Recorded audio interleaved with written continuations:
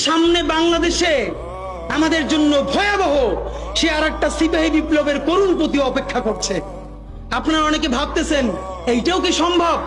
জামাতের ভাইয়েরা অনেকে বুঝে না, বলে কি করে সম্ভব? মনে করাই দেই, শহীদ নিজামী মুজাহিদ সাহেবেরা মন্ত্রী হিসাবে সর্বশেষ যখন সম্ভবত 2006 বা 2007-এও মন্ত্রী ছিলেন, বলেন তো তার কয় বছর পর তাদেরকে ফাঁসি দেওয়া হইল? 10 বছরও লাগে নাই। রানিং ফুল মন্ত্রী ছিল, লক্ষ লক্ষ মানুষ তাদের সাথে ছিল, তাদের মন্ত্রণালয়ে একটা পয়সার দুর্নীতি বের করতে পারে নাই। 10 বছরের মধ্যে মন্ত্রিত্বের পর তাদেরকে ফাঁসি দেওয়া শুধু হয় নাই, তাদের সন্তানরা তাদের জানাজাটা পর্যন্ত পড়তে পারে নাই। সংখ্যা দিয়ে হয় না ভাই, কোটি কোটি মানুষ দিয়ে সবকিছু হয় না।